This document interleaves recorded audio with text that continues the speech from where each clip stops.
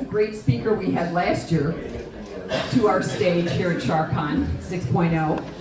And I have a question for you. Have you ever thought deeply about the role that risk plays in your day-to-day life? Dan Barry has. He is an aviation risk manager and professional pilot from Fairfax, Virginia. Today, he's going to show you how to use the lessons he's learned, applying the tools of professional risk management in his life as you tackle your own important risk decisions. Dan is a longtime student of Objectivism and former president of the Objectivist Student Organization at University of Colorado. He is also an amateur musician, recording artist, and children's book author. Please welcome Dan to the stage.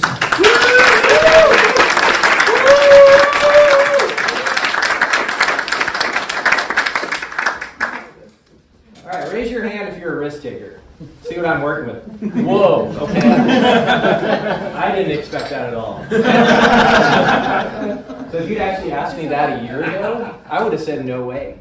And in fact, at this conference last year, my lovely wife Desi and I were speaking with some new friends, and she said, Dan, you're a risk taker. And here's a reenactment for you. No, I'm not. Yes, you are. No, I'm not. Yes, you are. Okay. But seriously, okay, maybe it didn't exactly go like that. But I asked her about it. She said, come on, Dan. Look at the kind of stuff you choose to do. I mean, you volunteered to go fly airplanes in a war zone. For fun, you like to hang off the side of a cliff rock climbing. And you like to get up in front of people and share music or ideas. I mean, these are things that people think of as risky. And I was like, okay, well, I do those things, but I'm not some kind of like a thrill-seeking adrenaline junkie. I don't take chances.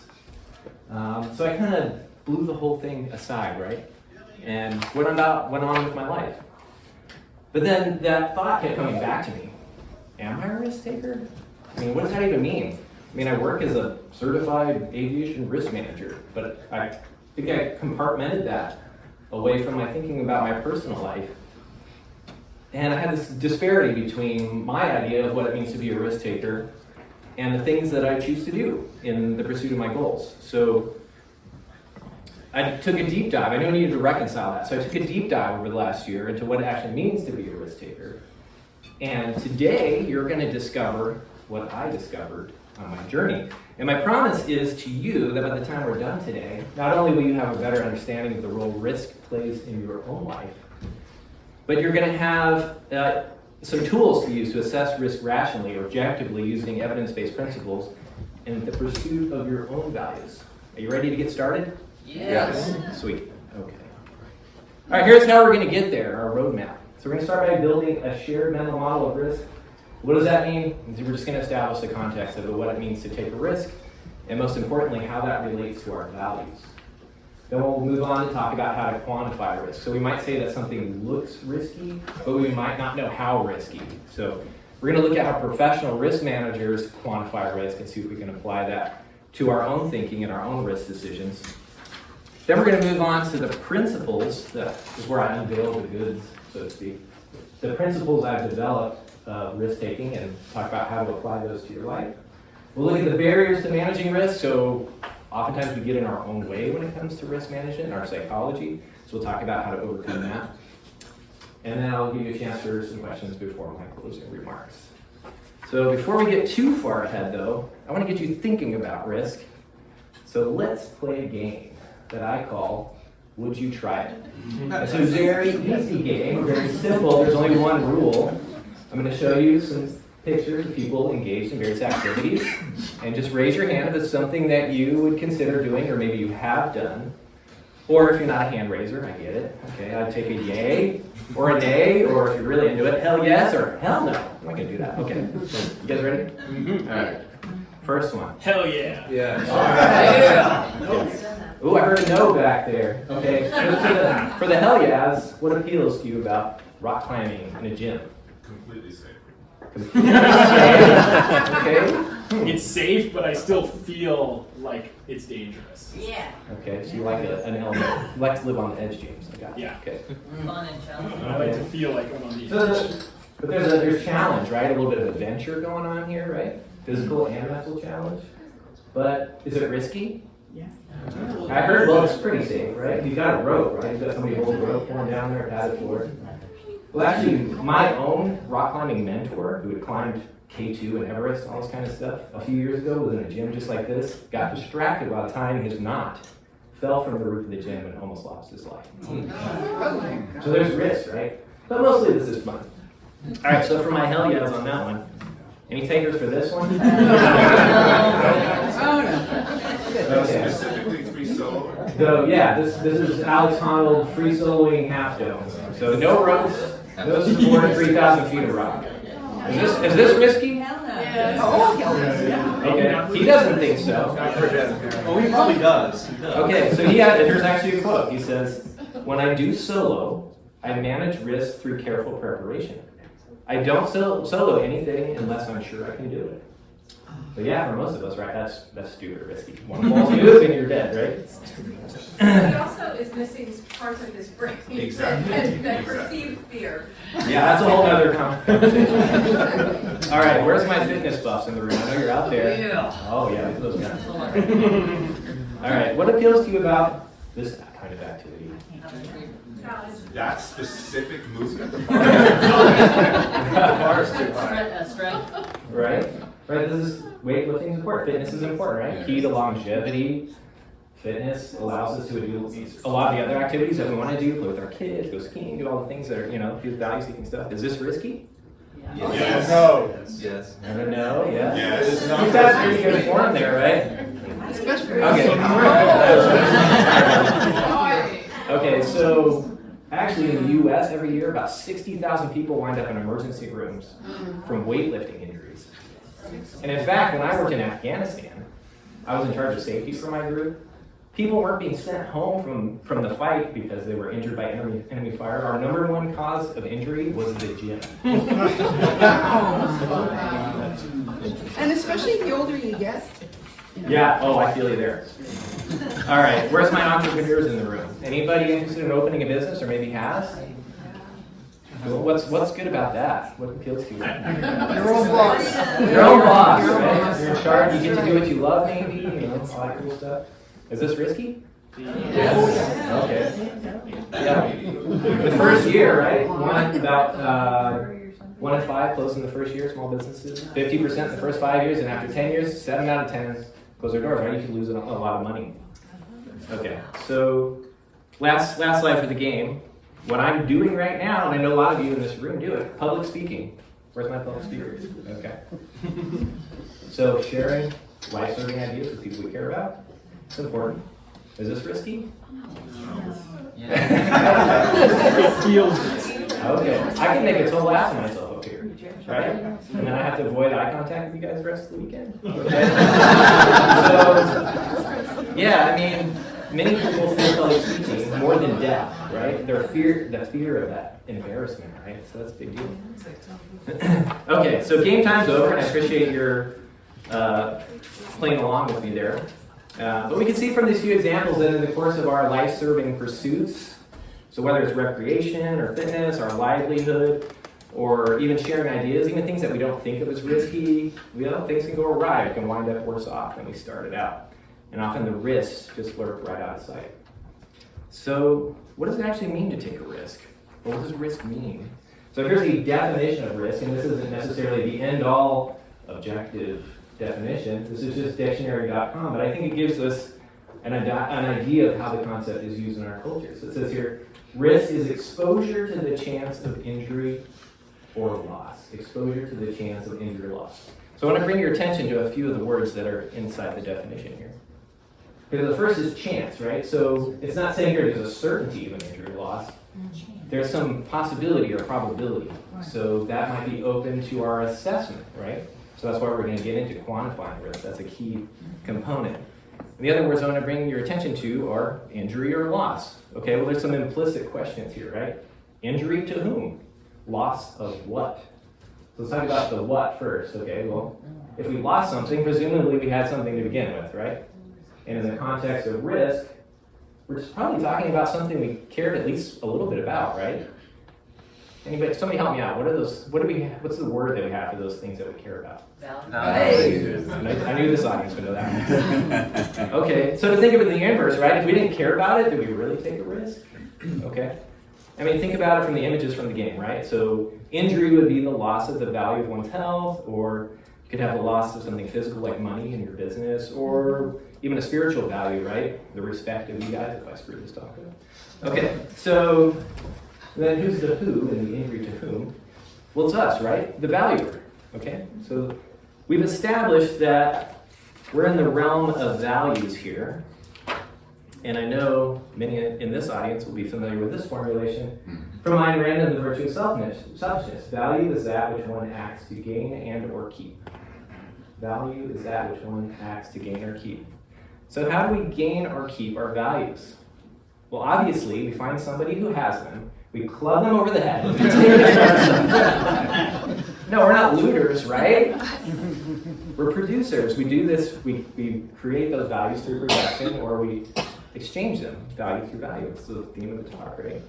Okay, so, and if we're rational, we do that through purposeful, goal-directed action. And rational in this context, meaning, well, we're considering our full context of knowledge. That means the factors that would prevent us from gaining those values, but then also the factors that could threaten to take them away from us. Well, what are those factors? Those are risks. Make sense? Okay. All right, so if risks threaten our values, why the heck would we ever take them? Or does the pursuit of value always require risk? Good question, right? Well, in my thinking, it absolutely does. I mean, think about it. To pursue your fitness, you risk injury. To pursue a romantic relationship, you risk rejection. To trade with others, you risk the possibility they might take advantage of you through force or fraud, like the looters, right? And often I found that the greater the risk, the greater the reward. Okay, so a quick aside, what about unchosen risk? Oh, the heck does that mean, Dan? Okay, well these are involuntary risks, or the risks that are inherent in life. These are all around us, right? This is like an unexpected illness, or an accident, or a pandemic, or maybe even how a politician responds to that pandemic and how that affects our life, right? Well, we can and we should guard against those things where we can, right? Absolutely. But when we actually choose a risk, we acknowledge that risk exists, and we take it anyway. And that's scary, right? That takes courage. But when we succeed in the face of those risks and attaining our values, now we gain those really important things in our life, like our pride or our self-esteem, right? So that's what I want to focus on today, the risk we choose, because I think that's what matters. Okay, so we've already covered a lot of ground. So quick summary here on our context, our shared mental model. Okay, so reality requires that we gain and keep the values upon which our lives depend, but life is full of hazards that threaten to either keep us from gaining our values or to take them away. And just as it's vital that we choose the right values, rational values, I think a lot of us can agree on that here, it's just as vital that we are effective in gaining and protecting those values. Pretty straightforward, right? Okay, well, it's not enough to just define risk. We need practical guidance for assessing risk and making those personal risk decisions. And with anything that comes within our realm of consideration, I think we have a basic alternative. So on one hand, right, we can engage our reasoning mind. We can go through that process of deliberate decision-making, or not. Maybe that means I'm going to defer this decision-making to somebody else to make for me, or maybe I really don't like thinking about that, so I'm just going to blank that out. I'm not going to think about it. Or maybe, I'm just going to go with how it feels to me, like go with my gut, right? So what do you guys think? Are most people probably deliberate decision makers when it comes to risks? Or do you think most people tend to go on a different path, maybe with emotion or with their gut feelings? Any guess? The latter. The latter. Yeah, the research shows that most people just go with their gut when it comes to this stuff, because we're actually really bad at quantifying risk, and most of us don't have the tools to do it well. Even highly influential CEOs of big companies admit that oftentimes when it comes to big decisions, they just go with their gut. Okay, so are emotions tools of cognition? No, this audience knows that. Okay. But where did gut feelings come from? Well, part of it is evolutionary, right? So you're a caveman, you come out of your cave in the morning, there's the saber-toothed tiger. Well, now I'm going to have this gut fear response. Well, I shouldn't ignore that, right? No, I either need to fight that thing off or I need to run the other direction. So we shouldn't ignore that in our lives if we have some kind of an existential threat to our life, something like that, right? Emergency situation, that'll keep us alive. But a lot of times, those emotions that surround risk decisions, they're just vague feelings that we might have about the situation, or they might be emotions about past experiences or general impressions about the world. And we might actually have a perfectly good reason backing up that bad feeling, like maybe we had a bad experience in the past. But what if instead we got away with risky behavior in the past? And now we should be feeling this gut dread response, right? And we don't feel anything. I see some people maybe get laughing, maybe they recognize that. Okay, so my whole point of this is that these feelings aren't reliable, okay? And research shows that those people who can override this ability or this tendency to go on emotion are more effective risk managers. And our values are at stake, right? We've already established that. So going with our gut just isn't going to cut it. So what's the solution? Well, I think it's a rational, objective approach to risk management. And we should want to be rational risk takers, hence the title of my talk. Okay, so how do we do that? Well, lucky for us, we don't have to reinvent the wheel. Professional risk managers have developed a number of tools that we can take a look at and see if we can apply them to our own risk decision making. All right, so here's a very common risk management tool. It's a hazard analysis. So what is a hazard? Something that can potentially cause harm. Again, to a value, right? A person, property, the environment. Okay, and what is the risk associated with that hazard? It's our exposure to it, the probability or possibility of that hazard affecting us in some way. So in this instance, we have a hazard, a shark, right? That gets a hold of us and it's a hungry shark. Could be a bad day, okay? Well, if it's a Sunday afternoon, we're going with friends down to the local aquarium, and that shark's behind 8 inches of plexiglass in a tank, well, our exposure to that shark is very low. Something really crazy would happen for that shark to get a hold of us. So again, low risk. But if that's a hungry great white in the open ocean and I jump in to the water with it and do my best impression of a wounded seal, might not be a good day for me, right? Okay. So what risk managers will often do then is they might plug these hazards into a matrix that looks something like this. So on the vertical axis here, we have the impact associated with that hazard, or what's the worst that could happen. So in terms of personal injury, like our shark, the low end would be something like, oh, I scraped my elbow or something, all the way up to certain death, right? Okay. And then on the horizontal axis is the likelihood of encountering that risk. So how likely is it? Okay, well, in that aquarium example, yeah, high impact if that shark gets a hold of you, but low impact. So low likelihood. So now we're in this kind of low risk range.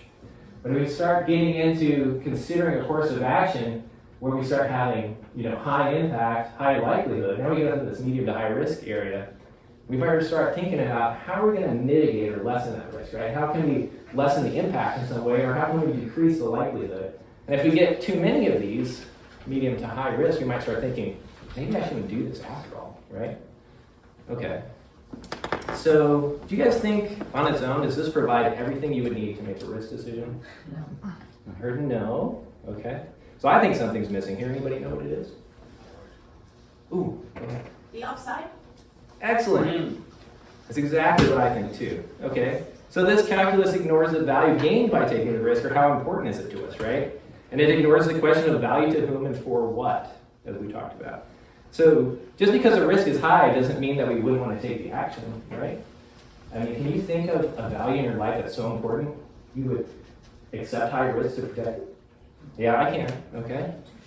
All right. So on its own, I think this is a good tool, but it's a little help in actually making those important risk decisions when you don't consider that full context. So let's leave that aside for now and consider an alternate approach.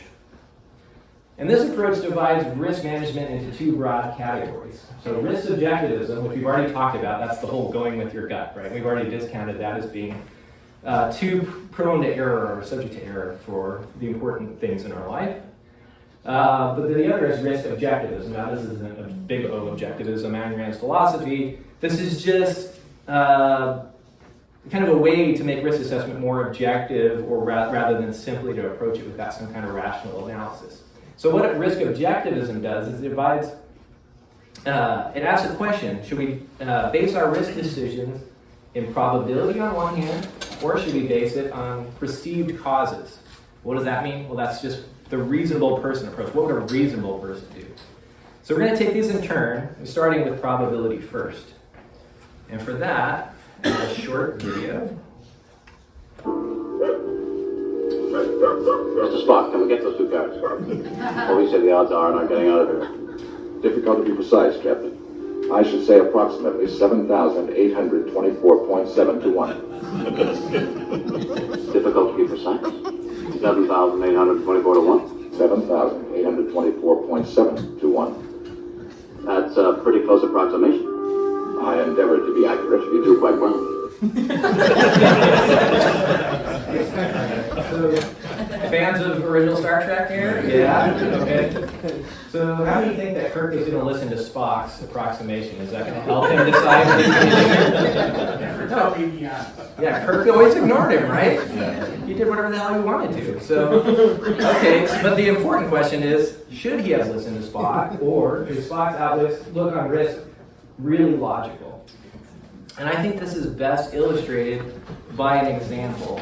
So imagine, if you will, that you're planning to take a flight to Phoenix. And according to our probability expert, Mr. Spock, the chance of us dying in a plane crash is 1 in 10,000. That's a totally made up number, but just for this example. Okay, so based on that alone, who thinks we should take the flight? Some people, yeah. All right. You guys are risk takers. Nice. Okay. Well,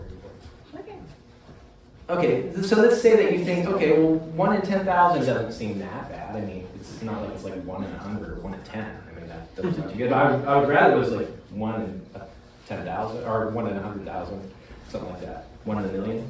Yes. Okay, so let's say you decide to take the flight to Phoenix. So you buy your ticket, you pack your bags, you head over to the airport, go through the whole rigmarole with security, you head down to your gate, and you look out the window and see your airplane for today's flight. All right, knowing this is your plane for today's flight, do the statistics mean anything to you? Okay, yeah, of course not, right? The same would be true if you watch the pilot stagger out of the airport bar, totally drunk, and get in the cockpit of the plane, right? In fact, if this airplane could get airborne, your chances of dying would probably be pretty high, right?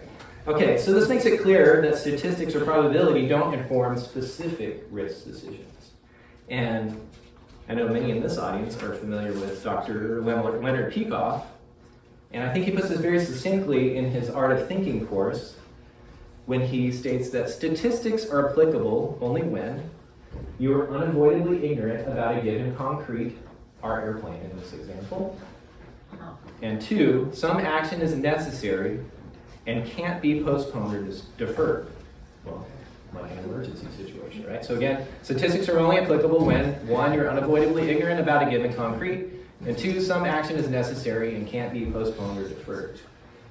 Okay, so let me add a little context. The morning of your flight, you look out the window and you see this.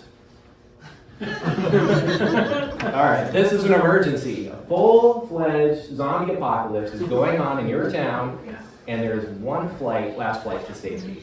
Well, I don't know about you. If all I know about today's flight is 1 in 10,000, that's good enough for me. I'm going to take the flight.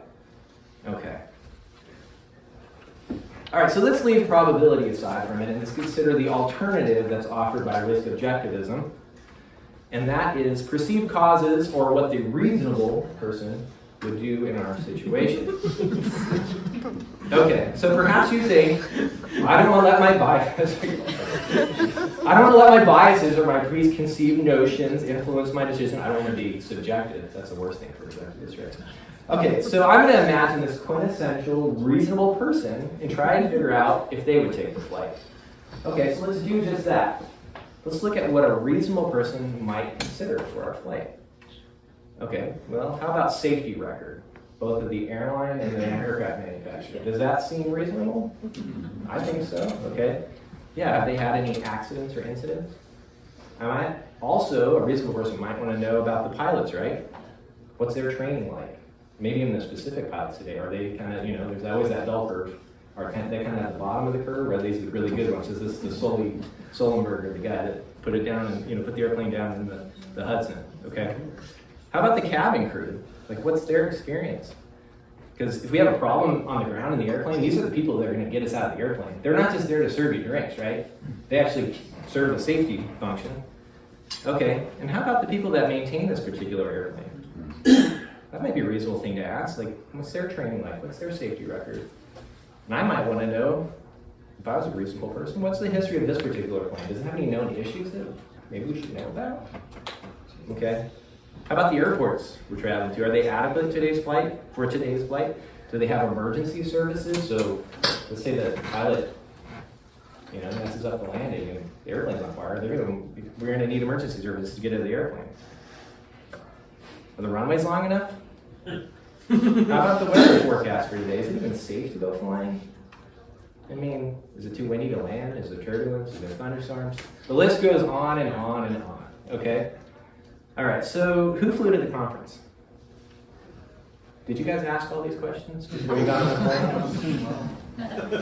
Is it reasonable? Is it reasonable to ask all these questions every time you fly?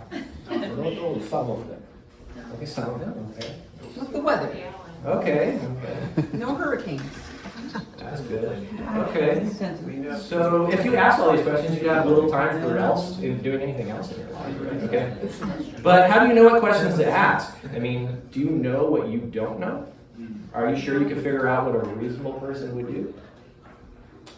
Okay, so we need a way to delimit our thinking, right? Or else we just go down a rabbit hole. So I think something's missing that can help us do that. But before I unveil what I think it is, let's consider an alternative. And that's that this alternative that we've been given by risk objectivism, probability versus perceived causes, is actually a false alternative. So maybe you think, okay, well, a reasonable person would consider both the probability as well as some of the readily available data on the airline. Okay, that might make sense. So let's see how that would play out.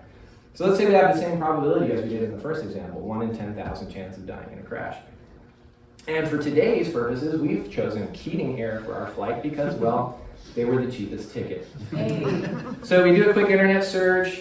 We find that they've had a few minor incidents, including that one time the pilots forgot to lower the landing gear. But nobody died, okay? And the FAA has looked into it, looked into the pilot training there, Keating, and they've made some changes, and the FAA is convinced that they don't pose any concern to public safety.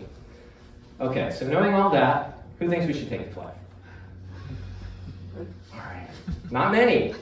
Okay, well I'm gonna say that based on all that information, there's absolutely no way we can decide. So something's missing. Can anybody tell me what it is? How much worse? More data. More data. Okay. Alternatives. Alternatives. Okay. I'm just going to tell you what I think it is, all right? We are missing from the equation. Why are we are trying to make a value decision here regarding risk without considering us, the valuer. So my point is you can't make a risk in this value decision in a vacuum. You need to consider who's making the decision and their purpose. So yeah, we're going to consider all the readily available data concerning the safety of the airline, but we're also going to consider, why are we taking this particular flight? How important is it to us, is this visit to Phoenix in the total context of our values? So let me give you some sample context for our hypothetical scenario. Okay, so you're heading to Phoenix today to visit a good friend of yours. You haven't seen each other in a few months, you're going to hang out, catch up, but you've actually got a lot going on at work right now. You got this big report that's due to your boss and you're running behind. If you take this trip, there's actually a good chance you're gonna get fired. And you can't really afford the airfare right now. If you do buy the ticket, you're gonna have to put it on your credit card and it's already maxed out. Okay, but you've already talked to your friend and next month you're gonna be done with your report. You're expecting a bonus for all your hard work. You'll be able to pay off the credit card and buy a ticket on a reputable airline, not Keating Air, to fly down to Phoenix. And you've already talked with your friend and confirmed they can meet you next month. So who's going to go today? Who's going to wait till next month? Yeah. Okay, now we have the context we need, right? to make this decision. Yeah, seeing our friend is gonna fuel our spirit, right? Companionship is one of those life-serving values. But when we consider the risk that the trip is going to pose to our career and our finances and maybe our life from flying on this shoddy airline, right? I don't know, maybe you. I'm gonna postpone the trip. Okay, so let's flip the context. All right, now your friend is terminally ill and has days to live. This isn't just any friend. This is your very best friend in the whole world, and you can't imagine not seeing them one more time. Okay. So in this case, right, it might be very well worth the risk to your career, your finances, maybe even your safety to get on that plane, right? But only we can decide for ourselves based on our value context. So if this person is our highest value, then there's no doubt that we would accept a much higher risk to go to Phoenix than in the prior example, right? Okay. All right, we've covered a lot of ground. So allow me to summarize what we've talked about here in quantifying risk. Okay, so bottom line is assessing risk is hard. That's why many people fail at it or don't know where to start. So, and often we're unavoidably ignorant about many of the factors involved. We might need an extensive period of research to figure out all the hazards or factors that are important. We might actually have to turn to experts to help us with that, and that can be hazardous too, right? If we pick the wrong experts. But professional risk managers give us clues on how to proceed, and I think we should use all of the methods available to us when it's appropriate. So yeah, we should map out the hazards that are involved, maybe put them in that matrix and see, what's the impact versus the likelihood, and if we can decrease the risk in any way. And then also think about what a reasonable person would do, but keep in mind that we are the reasonable person, right? And our context is going to point us, it's going to delimit our thinking and point us to the actual relevant questions that we need to consider. And then if we're up against a time crunch and we can't delay, or we can't get the specifics on a risk, because a lot of times it's just not available, right? We're not going to know maybe the training for the pilots that day, or some specifics about the maintenance on the airplane, those kind of things. Well, yeah, then go with the probability, because if that's all you got, it's better than nothing. Okay. So most importantly, never forget that you're the valuer here in the context of your life and your situation, and why you're pursuing that course of action, your purpose, those are your guide. Okay, so now for the big payoff. You guys have come with me here. Unveiling of the principles of risk-taking. And you don't need to actually write these down, because I have created a resource guide for you that you can pick up at the door as you leave. All right, so principle number 1. When considering taking a risk, consider your purpose as well as the hazards associated with that course of action. So again, when considering taking a risk, consider your purpose as well as the hazard associated with taking that course of action. Because I've already shown that the definitions and the methods of risk assessment that are in common usage ignore the valuer and his or her purpose in taking a risk. But we've also seen through our examples that it's only in the context of our values and our purpose that we can actually evaluate if a risk is worth taking. So I think this is simple, but I think it's powerful. Principle number 2, when evaluating a risk, consider all factors that your context tells you are relevant. So when evaluating a risk, consider all factors that your context tells you are relevant. So as in our flight example, right, the context of our values determine the risk factors at play. So visiting our friend, we not only face the risk associated with taking the flight, but then also the potential risk to our finances and our career, right? So it would be irrational and likely immoral for us to ignore the fact that we could get fired for taking this trip, right? Because now that affects our ability, to make money and then to, attain many of the other values upon which our life depends. But the significance of the factors depend on our particular situation and the value at stake. The importance of our friend in our hierarchy of values. All right, and the third principle, which is really just a corollary of number 2, is do not allow arbitrary factors or hazards into your risk calculus. So do not allow arbitrary factors or hazards into your risk calculus. So this just means don't entertain risks that aren't based in fact, or don't play the what-if game with imaginary hazards. A lot of us actually fall victim to this. Say, oh, what if this? What if that? Okay, if there's no evidence for a hazard, throw it out of your thinking. Okay, so let's look at what the principles look like in action. Well, in some instances, the hazards are easily grasped through our perception. So, do I have any sushi lovers in the room? Quite a few, and if you don't, just bear with us for a minute. Okay, so let's say you decide to go to a new sushi restaurant you've never been to before. What's your purpose here? To get a tasty and nutritious meal and maybe hang out with some friends. What's the risk when you eat sushi? Mercury. Parasites. Okay, we'll get to that mercury. We'll get to that later. Parasites. Parasites, okay. Right, it's uncooked fish, right? So there's always that warning on the menu, right? Huh? Raw or uncooked food. A huge bill. Oh, that's it. Huge bill. Okay.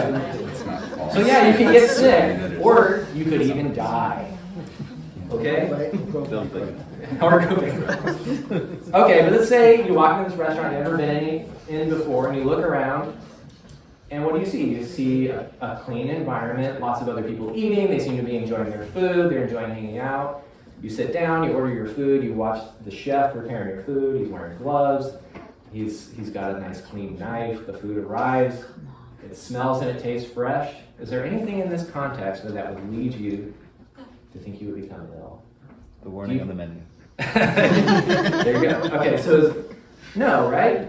I mean, there's nothing in this context. So we've looked, our context has delimited the factors we need to consider, and they're really readily available to us just through our perception, looking around and smelling and tasting the food, all those kind of things. Okay, but what if the chef is actually a secret KGB agent who's lacing our food with the tasteless, odorless poison? All right, well, that would be completely ridiculous, right? That's an arbitrary question. Number 3, unless, are we a secret agent who's being actively hunted by the KGB and this restaurant has ties to the high command? Okay, right? So that's pretty silly, but yeah, don't allow the arbitrary. Okay, so other times the risk involved in a venture can be quickly assessed with information that we can get through, like maybe a quick internet search. So in our flight example, right, our purpose is to get from point A to point B, hopefully safely. Again, the risk being injury or death. Okay. Okay, so we can quickly find reports that show that air travel in the United States on a major airline is the safest means of travel, period. Okay?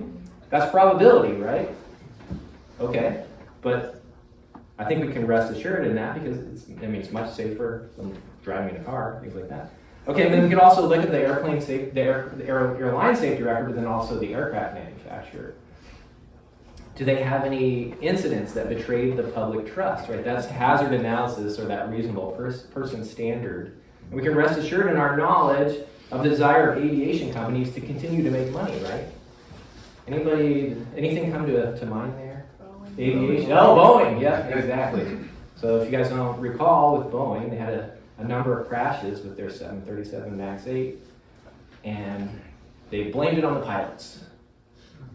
And then it turns out it was actually this fun feature, as we call it in aviation, of an autopilot to bury the nose of the airplane into the ground when you're at low altitude, unless you act very quickly.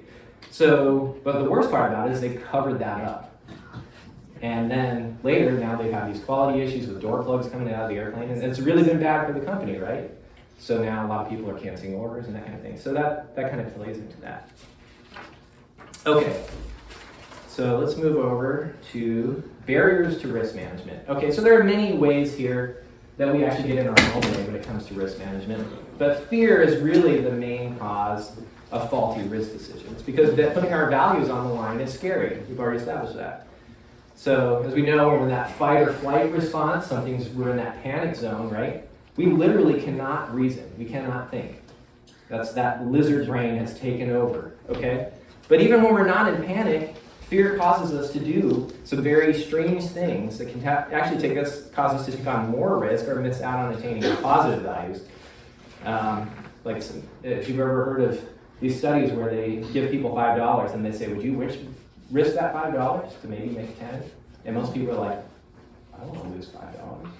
So they'll, rather than risk that $5 for greater value, the fear of losing that thing that they already have prevents them from doing that. And another one somebody brought up in the sushi example, the fear of mercury in fish. Many people are afraid of that, so they won't eat fish. But then many studies have come out that show that in the amounts that most adults eat it, it's really not hazardous. But by not eating fish, now we're missing out on this positive upside of eating fish, and that it mitigates other risks such as heart disease. And we also tend to fear the risks that are unchosen, remember those things that are inherent in life, more than the ones that we choose to take. A good example is many people are fearful of nuclear radiation, so much so that it's been pretty much criminalized in the United States for the fact that there haven't been any new nuclear projects in the last 30 years. But as a result, now we're missing out on a reliable, scalable energy source with no carbon emissions. And in the developed world, it's actually been very safe compared, it's actually, as Alex Epstein says, the safest form of energy in the developed world. Okay.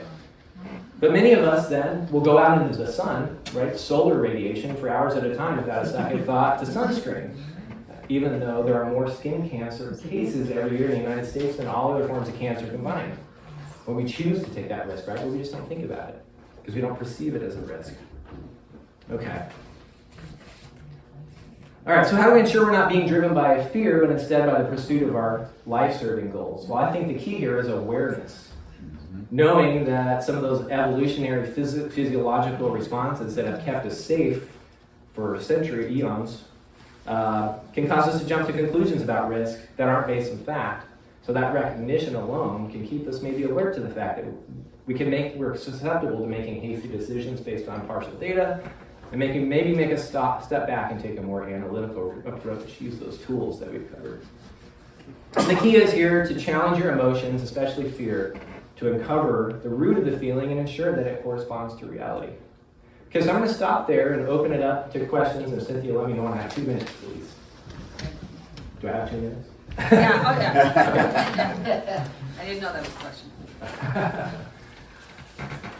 Got lots of- I think Arthur was up first. James was first. Oh, was he? Okay. What do you think of, to extend your analysis here, what do you think of the idea of weighing only positives against positives? And the way you do that is weigh the benefits you stand to gain in a certain activity versus the benefits you stand to lose from that activity if a disaster happens. Like maybe it's your life, maybe you're just harmed, maybe you're sick for a week.